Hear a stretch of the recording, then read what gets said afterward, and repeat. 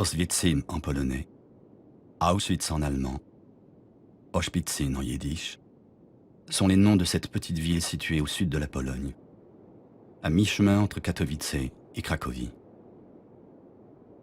Son existence est mentionnée à partir de 1178. L'importance stratégique de son emplacement entre l'Orient et l'Occident de notre vieux continent a toujours tiraillé cette ville entre ses origines slaves et les intérêts poursuivis par ses conquérants successifs.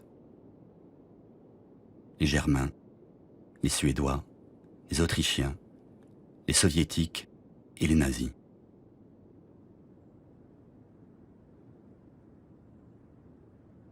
Oswiecim bénéficie de conditions avantageuses. Elle se trouve entre deux rivières, la Vistule et la Sola, sur un nœud ferroviaire qui permet de rejoindre Berlin, Kiev, Varsovie ou Budapest.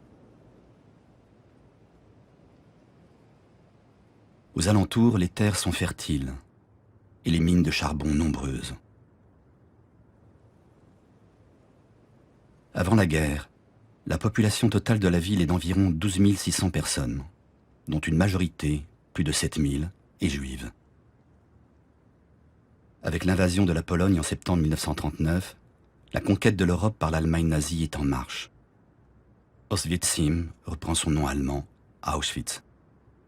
Cette place est rebaptisée Adolf Hitler Platz.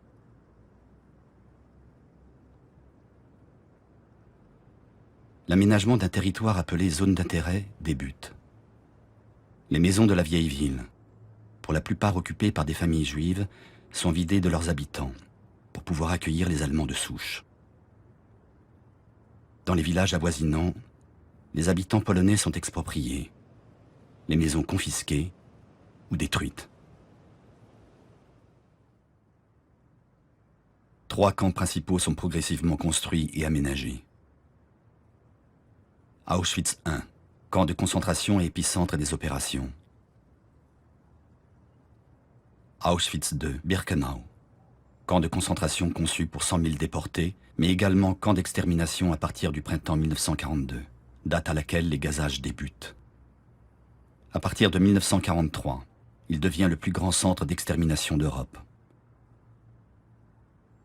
Auschwitz III, Monowitz, camp de travail. Un pôle industriel important, constitué par de nombreuses usines et des mines, participe au développement économique.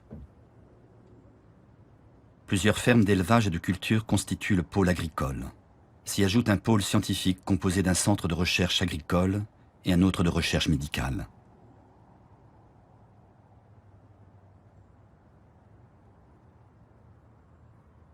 Au-delà de ce périmètre de 40 km², sur un territoire 100 fois plus vaste, une trentaine de camps annexes sont édifiés à proximité des installations industrielles, pour fournir la main-d'œuvre esclave, sans cesse renouvelée, mise à leur disposition.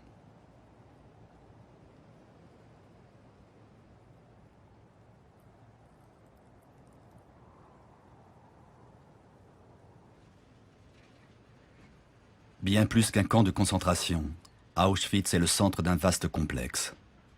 On y trouve géographiquement inscrites les preuves matérielles de l'application de la totalité des politiques menées simultanément par le Troisième Reich. Aux politiques concentrationnaires et d'extermination s'additionnent les politiques territoriales, raciales, industrielles, agricoles et scientifiques.